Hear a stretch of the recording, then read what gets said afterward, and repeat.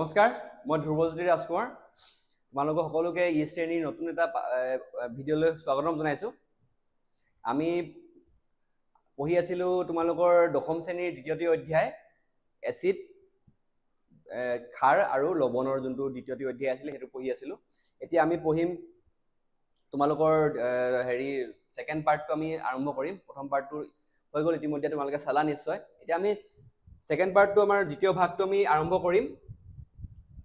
এচিডৰে সৈতে মানে ধাতৱীয় অক্সাইডৰ বিক্ৰিয়া যোনটো আছিল সেইটো আমি প্ৰথম যোনটো আমাৰ ভাগ আছিল তাতো এই বিষয়টোৰ ওপৰত অলপ বুজাইছিলোঁ। তথাপিও আৰু এবাৰ তোমালোকক বুজাই দিওঁ, ৰিভিজন হৈ যাব হা।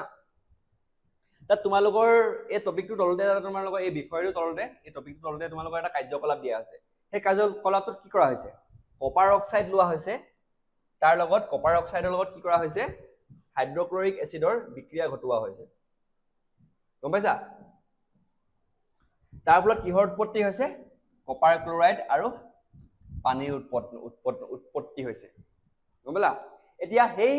যোনটো দ্ৰৱ এটা পাইছো কপাৰ ক্লৰাইড, এইটো ইয়াৰ ৰংটো কি হৈছে? নীলা সেউজীয়া,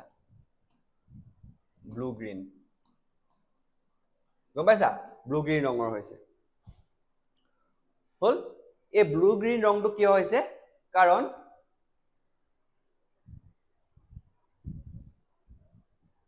এই CuCl-টোৰ কাৰণে হৈছে। এই যোনটো আমাৰ এই দ্ৰৱটো, এই যোনটো আমাৰ প্ৰডাক্টটো যে আমাৰ ৰংটো যে আমাৰ ব্লু গ্ৰীণ হৈছে বা নীলা সেউজীয়া হৈছে, এইটো কাৰ কাৰণে হৈছে? কপাৰ ক্লৰাইডৰ কাৰণে হৈছে। গম পালা? তোমালোকৰ মানে এই যোনটো কাৰ্যকলাপ আছে তাত প্ৰশ্নটো দিয়া হৈছে, মানে ৰংটো কি, মানে ৰংটো কিয় কাৰণে হৈছে চাগে দিয়া আছে চাগে, হয় নাই? সেইটো কাৰণে লিখি আনিছিলো মানে বস্তুটো। ইয়াৰ দ্বাৰা গম পালো যে যেতিয়া আৰু তোমাৰ ধাতৱ অক্সাইডৰ লগত কিহৰ এচিডৰ লগত বিক্ৰিয়া হয়, তেতিয়া কিহৰ উৎপত্তি হয়? এটা লৱণৰ উৎপত্তি হ'ব আৰু পানীৰ উৎপত্তি হ'ব। এই যোনটো আমাৰ সাধাৰণ সমীকৰণটো দেখিলো যে ধাতৱ অক্সাইড প্লাছ এচিড, লৱণ প্লাছ পানী, এইটো দেখিলো যে বস্তুটো, এইটো কিহৰ দৰে একে? আমি সেই প্ৰথম ভাগত যে এটা পঢ়িছিলো নিউক্লিয়াৰেশ্যন ৰিয়েকশ্যন বুলি, আমি পঢ়িছিলো যে প্ৰশমন বিক্ৰিয়াৰ লগত একে হয় নাই? ক্ষাৰক প্লাছ এচিড, লৱণ আৰু পানী উৎপত্তি হৈছে। দেখিছা ন? ছেম বস্তু ইয়াতো হৈছে। তোমাৰ ইয়াত কিহৰ হৈছে? তোমাৰ লৱণ আৰু পানীৰ উৎপত্তি হৈছে। তাৰ দৰে নিউক্লিয়াৰেশ্যন ৰিয়েকশ্যন বা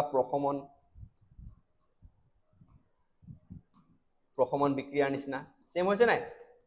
এইটো কাৰণে আমি ইয়াক কি বুলি কওঁ? সেয়ে ধাতৱ অক্সাইডবোৰক ক্ষাৰকীয় অক্সাইড বুলি কয়। মানে যিবিলাক ধাতৱ অক্সাইড থাকে এইবিলাকক কি হয়? ক্ষাৰকীয় অক্সাইড বুলিও কয়।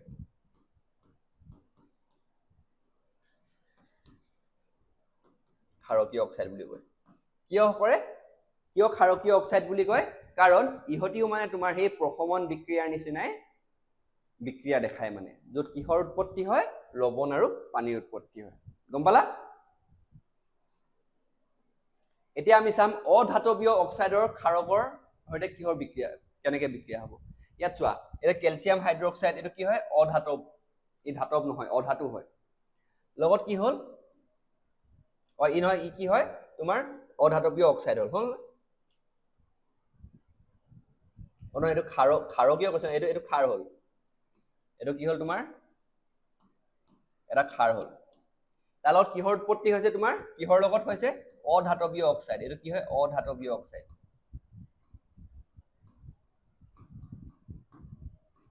হয়, অধাতৱীয় অক্সাইড, কাৰ্বন ডাই অক্সাইডটো হ'ল নহয়, অধাতৱীয় অক্সাইড। এতিয়া ইয়াত কি সেইটোৱে কৈছে, কাৰ্বন ডাই অক্সাইডটো কি হৈছে? অধাতৱীয় অক্সাইড। আৰু ক্ষাৰকৰ সৈতে বিক্ৰিয়া কৰিলে কি হ'ব? লৱণ আৰু পানীৰ উৎপত্তি হ'ব।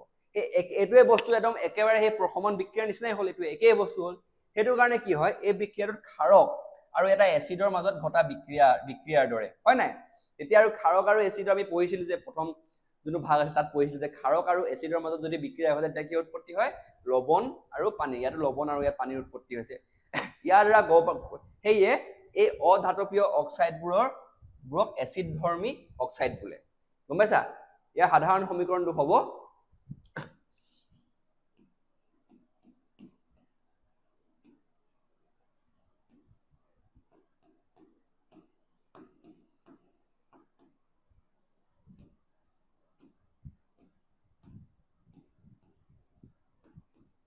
অধাতৱীয় অক্সাইড, তাৰপিছত কি হয়? ক্ষাৰক।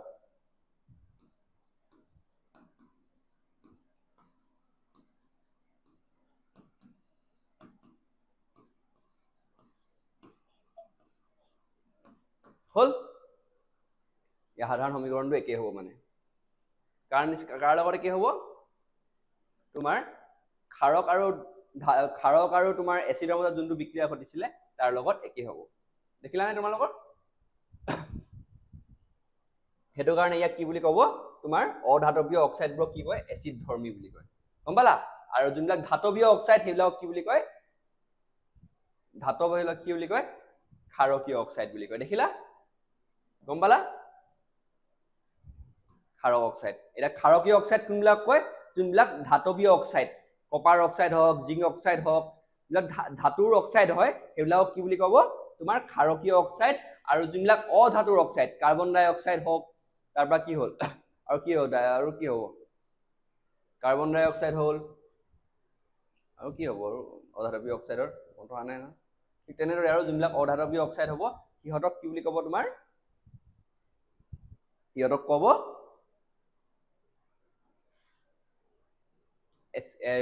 অধাতৱীয় এচিডিক অক্সাইড বুলি ক'ব গম পাইছা তোমালোকে যদি তোমালোকে মনত আহিছে কেইটামান মানে লিখি থৈ দিয়া আৰু কেইটামান অধাতৱীয় অক্সাইডৰ নাম গম পাইছা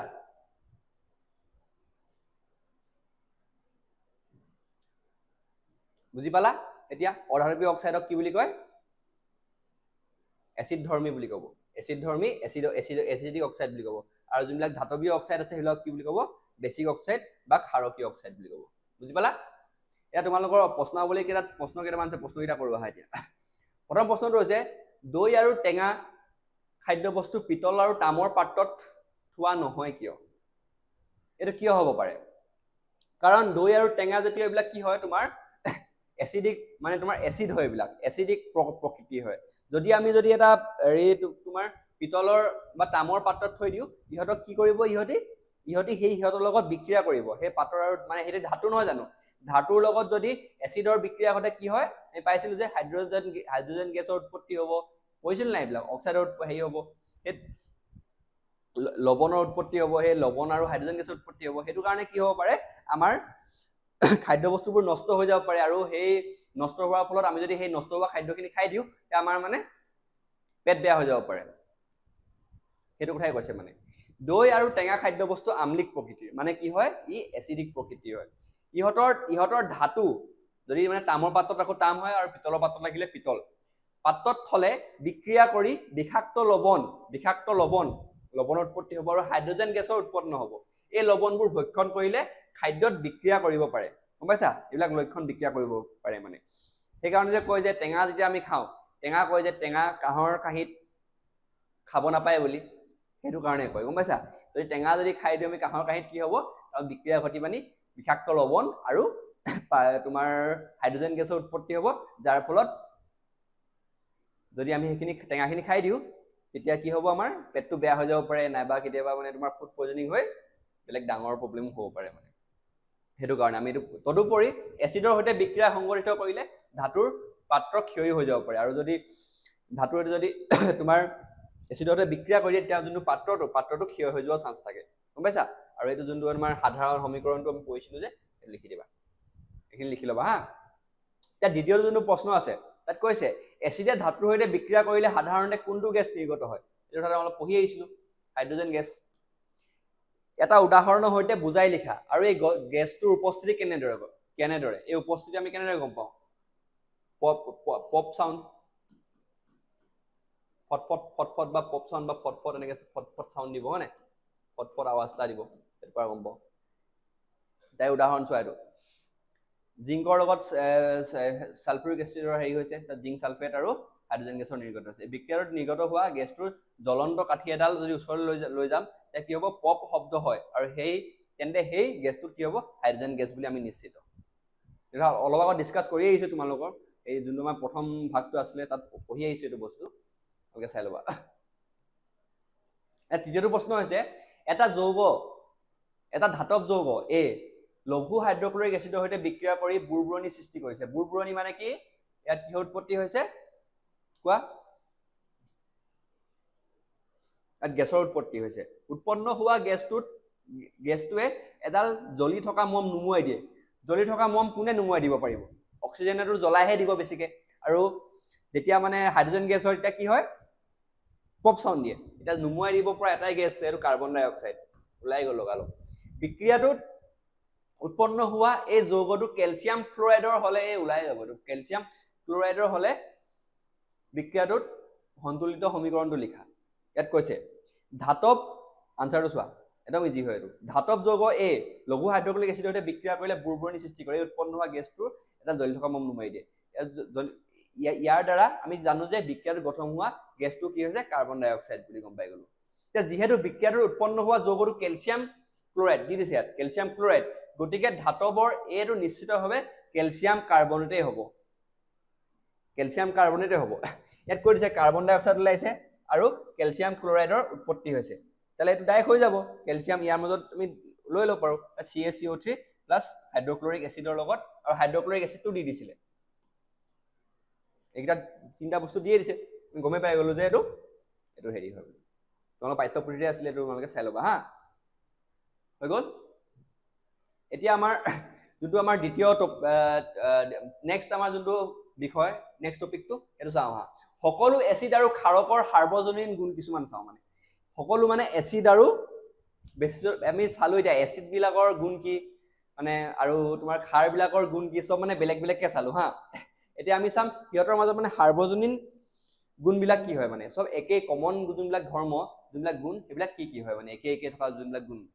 এই তোমালোক তাৰ কাৰণে তোমালোকৰ এটা হেৰি দিয়া হৈছে চোৱা পৰ্যবেক্ষণটা দিয়া কিলৈকে এইটো কাৰ্যকলাপটা দিয়া হৈছে তাত কি কৈছে এটা তোমাৰ হেৰি পাত্ৰ এটা লৈছে পাত্ৰটোত কি কৰিছে বা পাত্ৰ বা বিকাৰ এটা লৈ লৈছে হা বিকাৰত কি কৈছে লঘু হাইড্ৰক্লোৰিক এসিড লৈছে আৰু এটা ৰবৰ টুকুৰা ৰাখিছে এই ৰবৰ টুকুৰাত কি কৈছে দুটা গজাল হেৰি কৰি দিছে বুজি দিছে তাৰ পিছত সেই গজালটোত আকৌ ওয়্যাৰ বান্ধি এটা বেটাৰীৰ সৈতে কানেক্ট কৰি দিছে আৰু এটা বাল্ব লগাই দিছে হা যেতিয়া এই দ্ৰৱখিনি হাইড্ৰক্লোৰিক এসিড বা সালফিউৰিক এসিড থাকিব তেতিয়া কি হ'ব এই বাল্বটো জ্বলিব গম পাইছা আৰু যেতিয়া গ্লুকোজ এলকহল থাকিব তেতিয়া এই বাল্বটো নজ্বলিব আৰু যেতিয়া সোডিয়াম হাইড্ৰক্সাইড বা ক্যালসিয়াম হাইড্ৰক্সাইড থাকে তেতিয়াও বাল্বটো জ্বলিব হল ইয়াৰ দ্বাৰা কি গম পালো যে ইহতৰ মানে কি সাৰ্বজনিক যোনটো গুণ হয় কি হয় এৰি এটা কি কৰে বাল্ব জ্বলাই দিব পাৰে মানে এসিডেও পাৰে ক্ষাৰকেও পাৰে দুইটাই কি কৰিব পাৰে এটা বাল্ব জ্বলাই দিব পাৰে মানে কি হয় ইহতি কাৰেন্ট নিজৰ মাজেৰে পাস কৰাব পাৰে মানে নিজৰ কাৰেন্ট তোমাৰ ই বিদ্যুৎ পৰিবহন কৰিব পৰা ইহতৰ ক্ষমতা আছে মানে কাৰ আছে এসিডৰো আছে আৰু ক্ষাৰকৰো আছে এটোৱে কৈছে এটা এসিডৰ দ্ৰৱত H+ আয়ন উৎপন্ন হয় মানে হাইড্ৰোনিয়াম আয়নৰ উৎপন্ন ক'ত হয় এসিডৰ ক্ষেত্ৰত সেই আয়নবোৰে বিদ্যুৎ পৰিবাহিতা ঘটে মানে সেই আয়নবোৰৰ কাৰণে কি হয় বিদ্যুৎটো পৰিবহন হৈ মানে কাৰেন্টটো পাস কৰি কি হয় এই বাল্বটো জ্বলিব মানে গম পাইছা আৰু ক্ষাৰকত কি হয় OH আয়ন OH- আয়ন থাকে হেয়ে ই বিদ্যুৎ পৰিবাহক আৰু কি হয়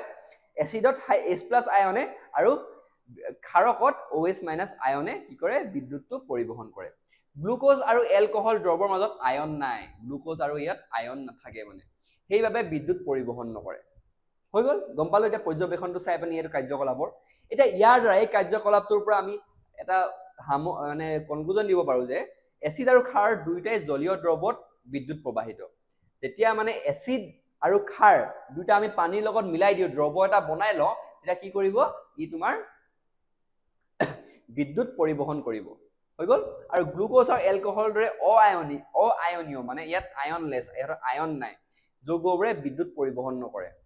গমলো এটা তোমালোকৰ যদি পৰীক্ষাত সুধে এসিড আৰু ক্ষাৰৰ সাৰ্বজনীন গুণ এটা লিখা তেতিয়া তুমি ক'ব লাগিব যে এসিড আৰু ক্ষাৰ দুইটাই তোমাৰ দ্ৰৱ অৱস্থাত বিদ্যুৎ পৰিবহন কৰিব পাৰে আৰু কিয় কৰিব পাৰে যদি সুধে তেতিয়া তুমি লিখিব লাগিব যে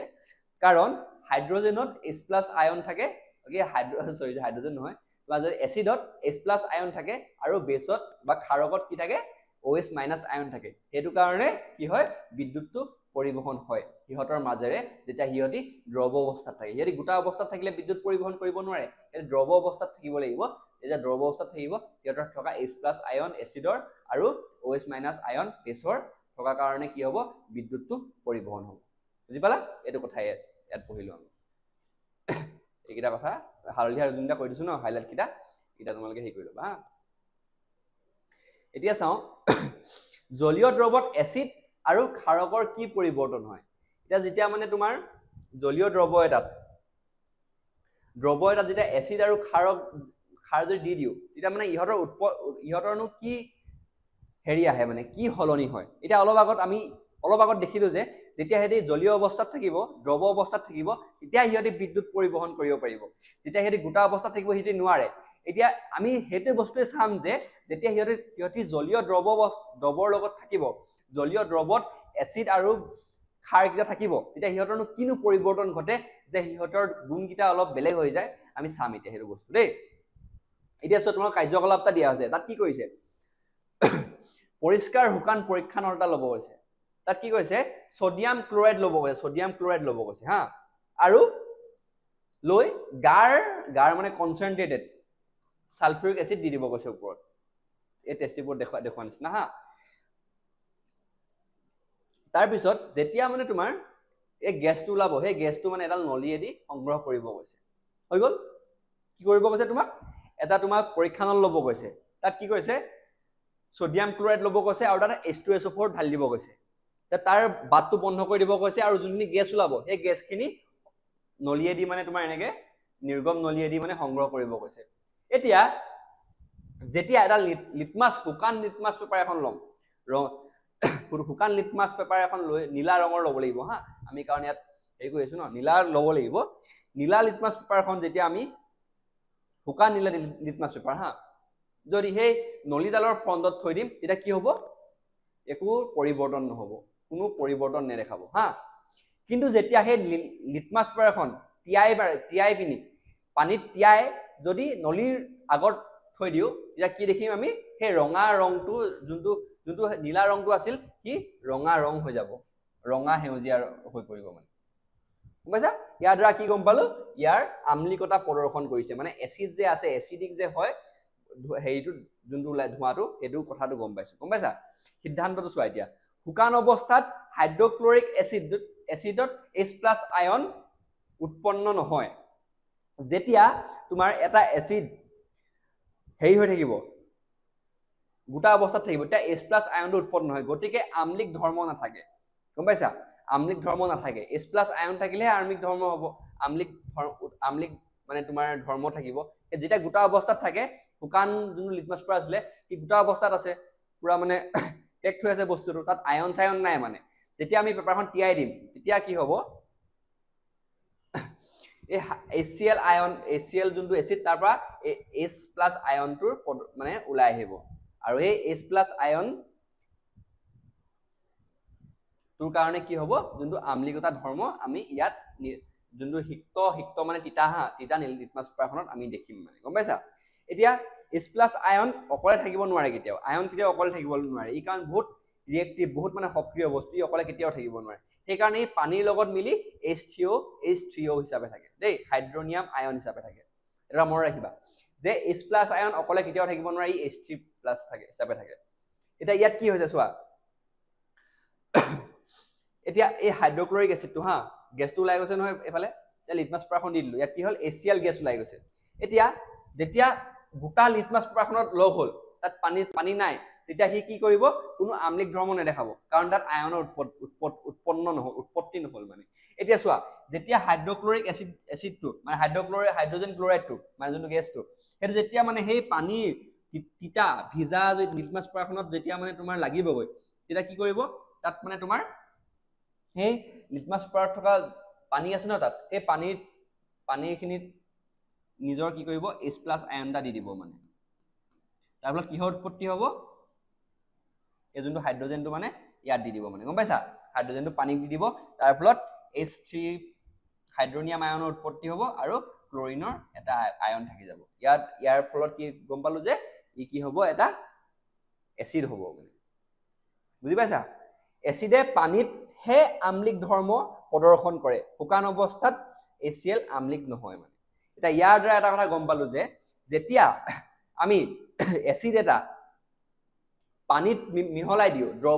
দ্ৰৱ অৱস্থাত থাকিব জলীয় দ্ৰৱ অৱস্থাত থাকিব তেতিয়াহে হি নিজৰ আম্লিক যোনবিলাক ধৰ্ম এসিডিক প্ৰপাৰ্টি বিলাক দেখুৱাব যেতিয়া শুকান অৱস্থাত থাকিব ই আম্লিক ধৰ্ম নেদেখাব কিয় নেদেখাব যেতিয়া শুকান অৱস্থাত থাকিব ইয়াৰ মানে হাইড্ৰোজেন আয়নটোৰ উৎপত্তি নহব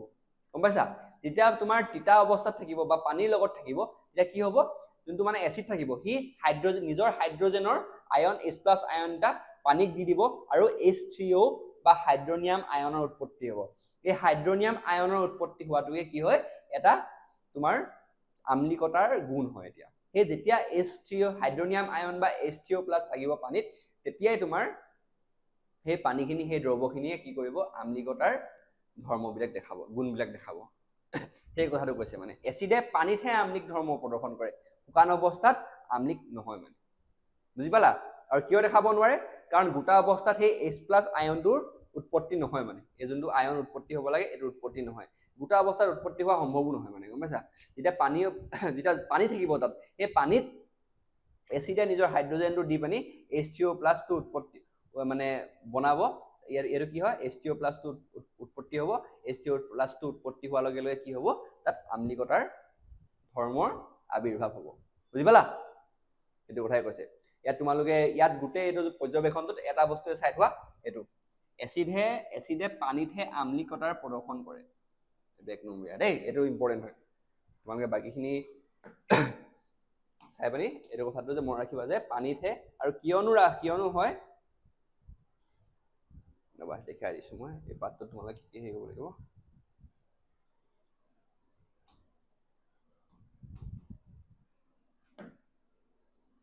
এই স্লাইড তোমালোকে মন ৰাখা এটো এসিডে পানীতহে আম্লিক দেখাব পাৰে কিয় শুকান অৱস্থাত HCl গেছত আয়ন উৎপন্ন হয় গতিকে আম্লিক ধৰ্ম নাথাকে হৈ গ'ল এটা বস্তু মন ৰাখিবা যে এসিডে পানীতহে আম্লিক ধৰ্ম প্ৰদৰ্শন কৰে আৰু শুকান অৱস্থাত এসিডৰ HCl বি নহয় যিকোনো এসিডৰ আৰু দেই HCl গেছত H+ আয়নৰ উৎপন্ন নহয় গতিকে আম্লিক ধৰ্ম নাথাকে এটো কথা তোমালোকে মন ৰাখিবা এইটা ইম্পৰ্টেন্ট বুজি পালা এতিয়া ক্ষাৰকৰ ক্ষেত্ৰতনো কি হয় চাও আহা দেই যেতিয়া ক্ষাৰক এটা এসিডৰ ক্ষেত্ৰত চালু এটা আমি ক্ষাৰকৰ ক্ষেত্ৰত কি নহয় চাও আহা এতিয়া ক্ষাৰকৰ ক্ষেত্ৰত কি হয় অলপ আগত পঢ়ি আহিছো আমি যে OH আয়নৰ উৎপত্তি হয় হয় এতিয়া যিবোৰ ক্ষাৰকৰ দ্ৰবীভূত হয় সেইবোৰক কি হয় ক্ষাৰ বুলি কয় গম পাইছা এতিয়া ক্ষাৰক কোনবোৰ ক্ষাৰক যোনবিলাক হৈছে তোমাৰ নৰমাল গোটা অৱস্থাত বা বেলেগ অৱস্থাত থাকে হেতু কি হ'ব ক্ষাৰ হ'ব গোটা অৱস্থাত থাকিলে যেতিয়া সেই ক্ষাৰটো আমি পানীৰ লগত মিলাই বা কিবা দ্ৰবৰ লগত মিলাই আমি এটা মানে মিক্সাৰ এটা বনাই দিও দ্ৰবৰ পানীৰ লগত মিলি যায় তে আমি তাক কি বুলি কওঁ ক্ষাৰ বুলি কওঁ হা এলকালি বুলি কওঁ এটা মন ৰাখিবা হা ক্ষাৰক কাক কয় আৰু ক্ষাৰ কাক কয় এই দুটা কথা মন ৰাখিবা পৰককে হৈ দিব পাই তোমালোক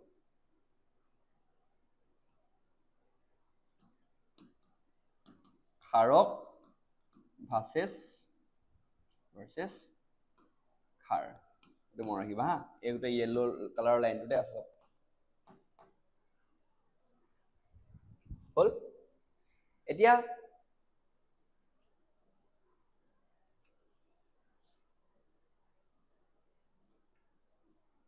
চলা এতিয়া আমি এটা কথা গম পালো যে যেতিয়া ক্ষাৰক এটা কি কৰিব যেতিয়া পানীত লগত থাকিব তেতিয়া ই কি কৰিব OH - আয়নৰ উৎপন্ন কৰিব হৈ গল যেতিয়া মানে তোমাৰ অক্সিজেনে কি অক্সিজেনে ওলাইছে তোমাৰ এসিড বিলাকে কি কৰে হিয়তি H+ আয়ন উৎপন্ন কৰে যেতিয়া হেতি পানীত থাকে আৰু যেতিয়া এটা ক্ষাৰক যেতিয়া পানীৰ লগত থাকিব ই কি বনি যাব ই ক্ষাৰ বনি যাব গম পাইছা পানীৰ লগত নাথাকোতে কি বনি আছিল ই ক্ষাৰক বনি আছিল যেতিয়া পানীৰ লগত থাকিব ই বনি যাব ক্ষাৰ তুমি দেখিলা আৰু ইয়াক ই কি আয়নৰ উৎপত্তি কৰিব ই উৎপত্তি কৰিব তোমাৰ OH আয়নৰ উৎপত্তি কৰিব হৈ গল বুজি পালা তাৰে কেইটামান তোমাৰ ক্ৰিয়া দিয়া আছে বিক্ৰিয়া দিয়া আছে সোডিয়াম হাইড্ৰক্সাইডটো এটো পানীৰ ওপৰত আছে পানীৰ লগত আহিছে পানীৰ লগত বিক্ৰিয়া কৰিছে তাৰপৰা সোডিয়াম আয়ন বনিছে আৰু OH আয়ন ইয়াতো OH আয়ন তেনেকে দেখিছা ক্ষাৰ বিলাকে কি কৰিব তোমাৰ OH আয়ন উৎপন্ন কৰিব আৰু ই কি বনি যাব ক্ষাৰ বনি যাব যেতিয়া মানে তোমাৰ পানীত থাকিব ন দ্ৰবীভূত হৈ থাকিব ক্ষাৰকটো কি বুলি কয় ক্ষাৰ বুলি কয় এটো ইম্পৰ্টেন্ট হয় নি ব্লু কালাৰ এতিয়া ইয়াৰ দ্বাৰা একদম লাষ্টত মানে আমাৰ কনক্লুজন পঢ়িলো যে এই দুটা পইণ্ট এইটা ইম্পৰ্টেন্ট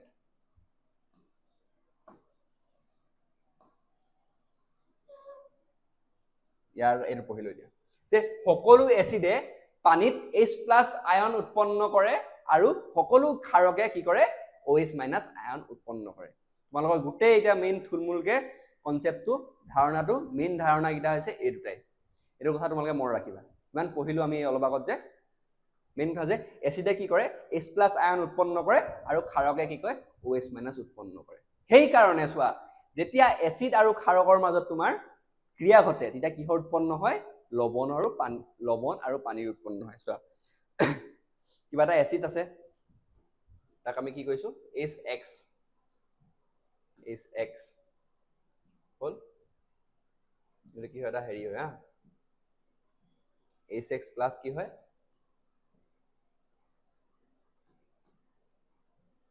এটো কি হয় এটা বেস এটো OH থাকিলে কি হয় এটো হেৰি হয় নাই তোমাৰ ক্ষাৰ হয় নাই কি উৎপত্তি হ'ব MX তো কি হয় লবণ কিহৰ আৰু বুজি পালা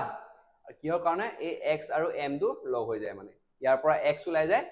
এটা ওলাব আৰু ইয়াৰ পৰা M টো ওলাই পিনি কি হ'ব MX + H হৈছে এটো তোমাৰ মানে সাধাৰণ হেৰি সমীকৰণ আৰু ইয়াত কি হৈছে তোমাৰ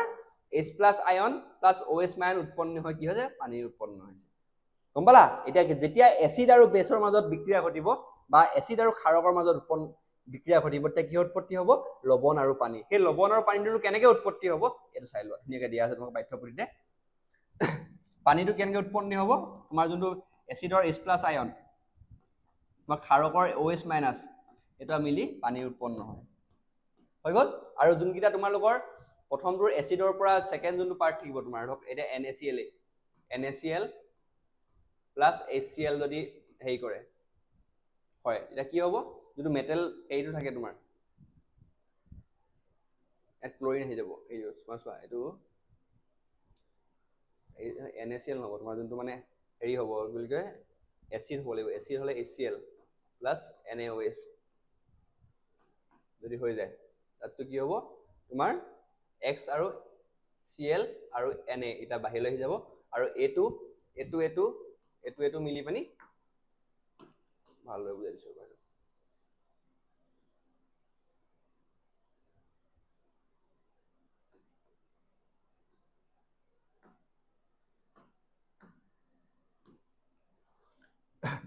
তোমাৰ চোৱা এটা হেৰি আছে এচিড দিয়া আছে এচিডটো ধৰিছো আমি কি হয় HCl হল এটো কি হয় এচিড হয় এতিয়া ক্ষাৰ এটা ললো কি ললো আমি কি ক্ষাৰ লওঁ গেছ কৰা কি লব পাৰি সোডিয়াম হাইড্ৰক্সাইড লৈ ললো হৈ গল ইয়াৰ মাজত বিক্ৰিয়া ঘটিব এতিয়া বিক্ৰিয়া ঘটিলে কি হ'ব তোমাৰ ইয়াৰ যোনটো H+ এটো আতৰে যদি ওলাই যায় H+ আয়ন হৈ যাব ন এই যোনটো H ইয়াৰ যোনটো OH বেছৰ যোনটো OH এটো ওলাই গলে হৈ যাব তা মিলি মিলি কি বনি যাব পানী বনিব হৈ গল আৰু এটো কি হল M আৰু X বুলি ধৰিছো তোমালোকৰ পাঠ্যপুথি M আৰু X এটা মিলি কি বনিব এটা লবণ বনাব লবণ কিটা কি হ'ব তোমাৰ NaCl এনেদৰে তোমাৰ কি হয় এচিড আৰু ক্ষাৰকৰ মাজত ক্ৰিয়া ঘটে আৰু তোমালোকে এইকিটা বস্তু মন ৰাখিবা যে এচিডৰ ক্ষেত্ৰত কি হয় H+ আয়নৰ উৎপত্তি হয় আৰু ক্ষাৰকৰ ক্ষেত্ৰত OH- আয়নৰ উৎপত্তি হয় আৰু ক্ষাৰ আৰু ক্ষাৰক আৰু ক্ষাৰৰ মাজত যদি তোমালোকৰ মানে পাৰ্থক্য হতে তেওঁলোকে ক'ব লাগিব যেতিয়া যে ক্ষাৰক বিলাক হৈছে তোমাৰ কি যেতিয়া পানীৰ লগত দ্ৰবীভূত হৈ যায় তাক আমি ক্ষাৰ বুলি কওঁ তাৰ আগতে কি থাকিব ই ক্ষাৰক থাকিব এটো কথাই এতিয়া যেতিয়া আমি দেই পানীত মানে পানীত এচিড বা ক্ষাৰক দি দিও তেতিয়া কি হ'ব ই অতিশয় তাপবৰ্জী প্ৰক্ৰিয়া হ'ব বুজিছা যেতিয়া এটা তুমি যদি পানীত যদি তোমাৰ এচিডটা বা ক্ষাৰ এটা মিলাই দিয়া তেতিয়া কি হ'ব একদম গৰম হৈ যাব পুৰা মানে ওকে পৰীক্ষাগাৰত কৰি চাব পৰা তেতিয়া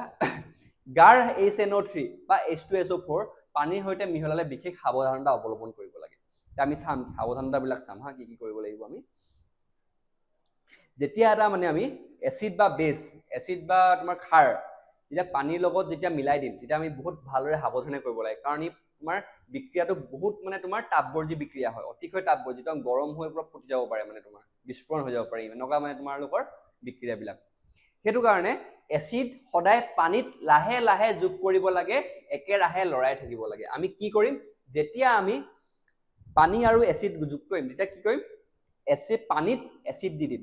গম পাইছা প্ৰথমে পানীখিনি ল'ম টেষ্ট টিউবত বা টেষ্ট টিউবত নহয় কি বুলি কয় বিকাৰ চিকাই ল'লো পানীখিনি ল'ম সেই পানীখিনিৰ ওপৰত লাহে লাহে লাহে লাহে এচিড দিম এটা মনত ৰাখিবা হা তোমালোকক যেতিয়া পৰীক্ষাগাৰত প্ৰেক্টিকেল বিলাক কৰিবা তেতিয়া দৰকাৰ হ'ব পিছত তোমালোকে কি কৰিবা পানীত এচিডখিনি লাহে লাহে লাহে লাহে মিলাই দিবা এচিডখিনিত কেতিয়াও পানী মানে এচিডত পানী ঢালি নিদিবা মানে গম পাইছা পানীত এচিড ঢালিবা কিন্তু এচিডত পানীখিনি ঢালি নিদিবা মানে পানীত গাৰ এচিড দিব নালাগে দিবই নালাগে কেতিয়াও যদি তুমি এচিডত ঘপককৈ পানী ঢালি দিয়া ফুটি যাব মানে গ'লে সেইকাৰণে কি তোমালোকে এটা কথা মনত ৰাখিবা যেতিয়া তোমালোকে প্ৰেক্টিকেল বিলাক কৰিবা কাৰ্যকলাপ বিলাক কৰিবা তেতিয়া কি কৰিবা তোমালোকে লাহে লাহে পানীতহে এচিড ঢালিবা মানে লাহে লাহে একদম লৰাই লৰাই লৰাই এনেকৈ এনেকৈ লৰাই লৰাই লৰাই এনেকৈ এনেকৈ অলপ অলপ অলপ ঢালি দিব লাগে বুজি পাইছা এটা তোমালোকে মনত ৰাখিবা এতিয়া পানীত কিয় এচিড ঢালি দিব নালাগে সেইটো চোৱা উৎপাদন হোৱা তাপ মিশ্ৰণ বাহিৰলৈ ছিটিকি পৰিব পাৰে প্ৰায় ছিটিকি পৰিব বা গায়ে চায়ে পৰিলে তোমাৰ গা চা জ্বলি যাব পাৰে জুই লাগি যাব পাৰে অত্যাধুনিক স্থানীয় তাপেৰে একদম কাছৰ পাত্ৰ তোমাৰ কাছৰ যোনটো পাত্ৰ ধৰি থাকিবা তোমাৰ টেষ্ট টিউব বা বিকাৰ চিকাৰ ধৰি থাকিবা এইটো একদম পুৰা ফুটি যাব পাৰে সেইটো কাৰণে মানে এতিয়া যেতিয়া সালফিউৰিক এচিডৰ বটল বা ছডিয়াম হাইড্ৰক্সাইডৰ পেলেট বটলত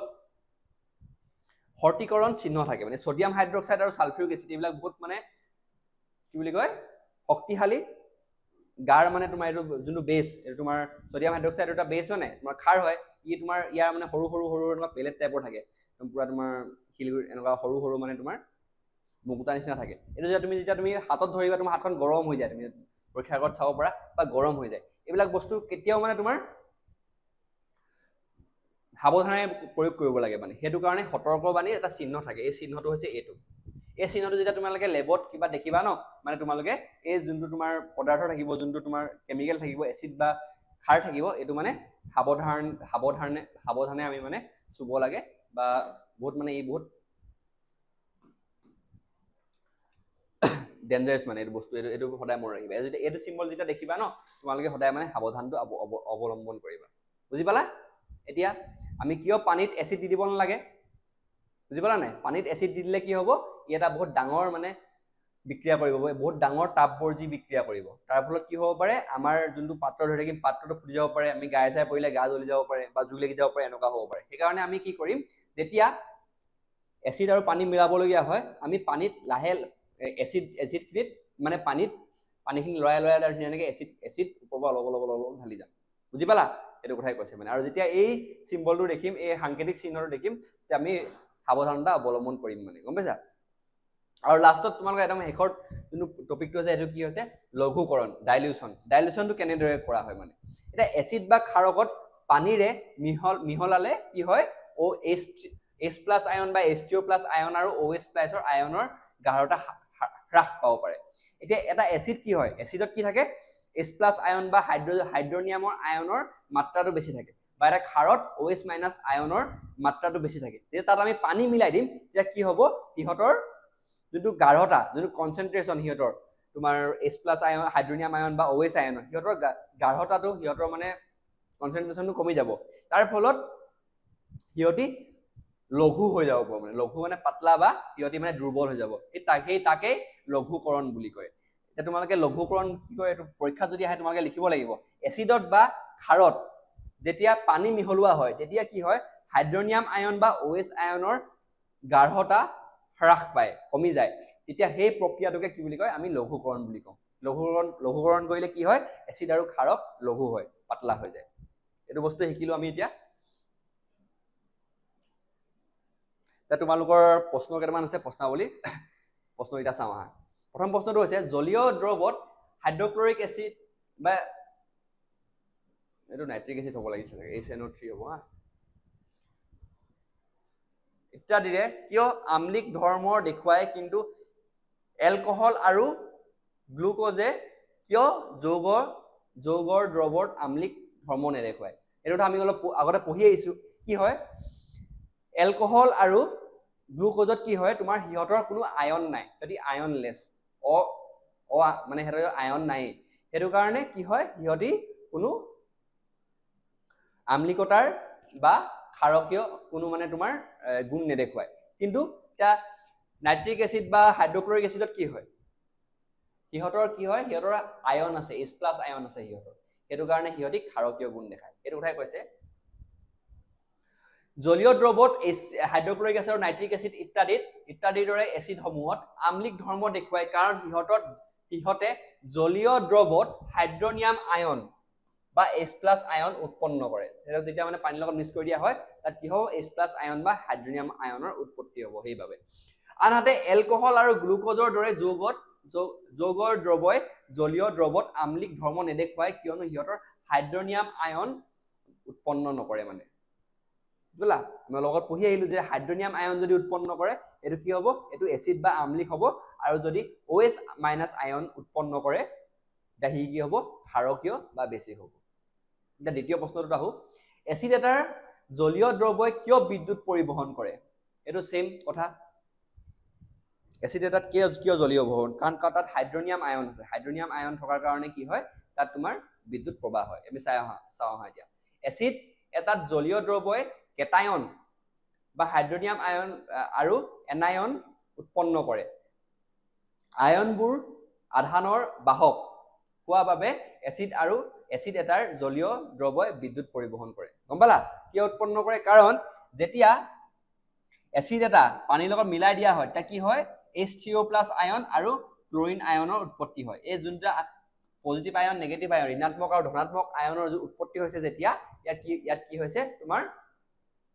বিদ্যুৎ পৰিবহন হৈছে গম পাইছা আয়ন থাকিলেহে বিদ্যুৎ পৰিবহন হ'ব এটো কাৰণে এটো বস্তু লিখি দিবা ধুনিয়াকে এতিয়া তৃতীয়টো প্ৰশ্ন আহো শুকান হাইড্ৰক্লৰিক এচিডে গেছে কিয় শুকান লিটমাছ কাগজৰ ৰং পৰিৱৰ্তন কৰিব নোৱাৰে একে কনসেপ্ট কাৰণ গোটা অৱস্থাত এচিডে আম্লিক ধৰ্মবিলাক নেদেখায় কাৰণ কি হয় ইয়াত হাইড্ৰনিয়াম আয়নৰ উৎপত্তি নহয় হাইড্ৰনিয়াম আয়নৰ উৎপত্তি হলেহে এটা এচিডে আম্লিক ধৰ্মবিলাক দেখাব এতিয়া আম্লিক ধৰ্ম দেখাবলৈ ইয়াত হাইড্ৰজেন ইয়াৰ উৎপত্তি হোৱাই নাই তোমাৰ মানে H+ আয়নৰ উৎপত্তি হোৱাই নাই হেতু কাৰণে ইয়াত নেদেখাইছো এচিডে কেৱল পানীৰ উপস্থিতিতহে হাইড্ৰজেন আয়ন বা হাইড্ৰনিয়াম আয়নৰ উৎপন্ন কৰে গম পালা কনসেপ্টটো এই H+ আয়নবোৰ সিহঁতৰ আম্লিক ধৰ্মৰ বাবে দায়ী এটো কথা আমি ডিসকাস কৰি আহিছো শুকান লিটমাছ কাগজত আৰ্দ্ৰতাৰ অনুপস্থিতিৰ বাবে HCl গেছে H+ আয়ন উৎপন্ন কৰিব নোৱাৰে হেয়ে শুকান HCl গেছে শুকান লিটমাছ কাগজৰ পৰা ৰং পৰিৱৰ্তন নঘটায় সিম্পল এটো বস্তু লিখি লবা হা আতৰি দিছো স্ক্ৰিনশ্বট মাৰি লবা তোমালোকে এটা চতুৰ্থ প্ৰশ্নটো চাও এসিড এটা লঘু কৰোতে এসিডত পানী যোগ কৰিবলৈ কোৱা হয় কিন্তু পানীত এসিডত কিয় যোগ কৰিব কোৱা নহয় এটা অলপ আগত কৈ গৈছো যে আমি কি কৰিম পানীতহে এসিড দিম এসিডত পানী দি নিদিও কাৰণ ই এটা বহুত তাপবৰ্জি বিক্ৰিয়া ঘটাব পাৰে তাপবৰ্জি বিক্ৰিয়া ঘটাৰ পিছত কি হ'ব পুৰা জুই লাগি যাব পাৰে যোনটো আমি কাছৰ বৰ্তনটো বা পাত্ৰ ধৰি থাকিম হেতু ফুটি যাব পাৰে আমাক মানে গায়ে চাই লাগি গায়ে চিটিকি পৰি মেলি গায়সা জ্বলি যাব পাৰে হেতু কাৰণে আমি এই সাৱধানটো অৱলম্বন কৰো যে আমি পানীত লৰাই লাহে এসিড খিনি ঢালো হেতু কথাই কোৱা হৈছে চোৱা এসিড এটা লঘু কৰাৰ প্ৰক্ৰিয়াটোত অতিশয় তাপবৰ্জি প্ৰকৃতিৰ অলপত কৈ আহিছো মই গাৰ এসিডত পানী যোগ কৰিলে উৎপন্ন হোৱা প্ৰচুৰ পৰিমাণৰ তাপৰ বাবে মিশ্ৰণটোত বাহিৰৰ ফালে হিচৰিত হৈ পৰিব পাৰে আৰু জুই লাগিব পাৰে স্থানীয়ভাৱে অত্যধিক তাপ উৎপাদনৰ ফলত কাছৰ পাত্ৰটো ভাগি যাব পাৰে গম পাইছা হেয়ে এসিড পানীত লাহে লাহে টোপালকৈ যোগ কৰিবলৈ আৰু এনে কৰোতে দ্ৰৱটো নিৰবিচ্ছিন্নতাভাৱে লৰাই থাকিবলৈ পৰামৰ্শ দিয়া হয় মানে লৰাই পানী মানে এসিডটো টুপকে ঢালি থাকিব কৈছে এই পঞ্চম প্ৰশ্নটো চাও হা এটা এসিডৰ দ্ৰৱ এটা লঘু কৰোতে হাইড্ৰনিয়াম আয়নৰ গাঢ়তা কিয় পৰিৱৰ্তিত ঘটে এটো অলপ আগত কৈ আহিছো যে লঘু কৰোতে কিয় হয় কাৰণ তাত পানী মিহলাই দিয়া হয় পানী মিহলাই দিলে কি হৈ যাব তাত তোমাৰ হাইড্ৰনিয়াম আয়নৰ পৰিমাণটো কমি যাব হেতু কাৰণে এটো চাই লোৱা এটা এসিডৰ দ্ৰৱ এটাত লঘু কৰোতে প্ৰতি একক আয়তনত H+ আয়ন বা হাইড্ৰনিয়াম আয়নৰ সংখ্যা হ্ৰাস পায় ইয়াৰ ফলত হাইড্ৰনিয়াম আয়নৰ গাঢ়তা হ্ৰাস পাব আৰু লগতে এসিডৰ তীব্ৰতাও হ্ৰাস পাব কাৰণ H+ আয়ন যিমান থাকিব এসিডৰ তীব্ৰতা হিমান থাকিব যদি H+ আয়ন বা হাইড্ৰনিয়াম আয়নৰ তীব্ৰতা কমে তে আমাৰ এসিডটো মানে তোমাৰ আম্লিক গুণ বা তীব্ৰতা বিলাক কমি যাব বুজি পালা তা হেখৰ প্ৰশ্নটো চাও আমি সোডিয়াম হাইড্ৰক্সাইড দ্ৰৱ এটাক এটাত অধিক ক্ষাৰক দ্ৰৱীভূত কৰিলে হাইড্ৰক্সাইড আয়নৰ গ্ৰাহতা কিদৰে পৰিৱৰ্তিত হ'ব এতিয়া সোডিয়াম হাইড্ৰক্সাইডৰ দ্ৰৱ এটা কি হয় তোমাৰ এইটো কি হয় এটা হাইড্ৰক্সাইড এটা আমলিক নহব এইটো কি হ'ব ক্ষাৰ হ'ব ক্ষাৰকীয় দ্ৰৱ হ'ব এটা অধিক ক্ষাৰকৰ দ্ৰৱীভূত কৰিলে OH মাইনাছ আয়নৰ গ্ৰাহতাটো মানে কি পৰিৱৰ্তনটো কি আহিব মানে কি হ'ব এতিয়া যদি এটা ক্ষাৰ কিহৰ কাৰণে ক্ষাৰ হৈ থাকে কাৰণ তাত OH মাইনাছ আয়ন থাকে এটা তাত যদি আৰু OH মাইনাছ আয়ন দিয়া হয় তেতিয়া কি হ'ব তাৰ ক্ষাৰতাটো আৰু বৃদ্ধি পাব সেইটো কথাই কৈছে চোৱা এতিয়া সোডিয়াম হাইড্ৰক্সাইডৰ দ্ৰৱ এটাত অধিক ক্ষাৰক দ্ৰৱীভূত কৰিলে প্ৰতি একক আয়নৰ হাইড্ৰক্সাইড আয়নৰ সংখ্যা বৃদ্ধি পাব ইয়াৰ ফলত হাইড্ৰক্সাইড আয়নৰ গাঢ়তা বৃদ্ধি পাব লগতে ক্ষাৰকৰ তীব্ৰতাও বৃদ্ধি পাব গম পাইছা এইটো কথাই মানে তোমালোকে ইয়াত গোটেই এটা আজি দ্বিতীয় ভাগটোত আমি যি পঢ়িলো তোমালোকে এটা কথা কেইটামান কথা মনত ৰাখিবা পইণ্টলি তোমালোকে লিখি ল'ব পাৰা যে এটা এচিডত বা আমলিকত এচিডে আমলিক ধৰ্মৰ দেখাবলৈ হ'লে তাত কি থাকিব লাগিব H+ আয়ন বা হাইড্ৰনিয়ামৰ আয়নৰ মাত্ৰাটো বেছি থাকিব লাগিব হাইড্ৰনিয়াম আয়ন থাকিলেহে তোমাৰ কি হ'ব এটা বস্তু এটা দ্ৰৱ আমলিক ধৰ্ম বা আমলিকতা দেখাব আৰু যদি হাইড্ৰক্সাইড আয়ন থাকে তেতিয়াহে তোমাৰ কি হ'ব ক্ষাৰকীয় ধৰ্ম বা মানে ক্ষাৰক হ'ব মানে এটা পদাৰ্থ সেইটো কথাই তোমালোকে OH H+ ion for acid আৰু OH minus ion for base বা ক্ষাৰ এই কথাটো তোমালোকে মনত ৰাখিলে এই কনচেপ্টটো যদি তোমালোকে মনত ৰাখিব পাৰা হৈ যাব এতিয়া আজিলৈ ইমানে আমি এতিয়া দ্বিতীয় খণ্ডত তোমাক অতি সোনকালে লৈ আহিম তোমালোকৰ ওচৰলৈ আজি দ্বিতীয় খণ্ডটো ইয়াতে সমাপ্ত কৰিছো ধন্যবাদ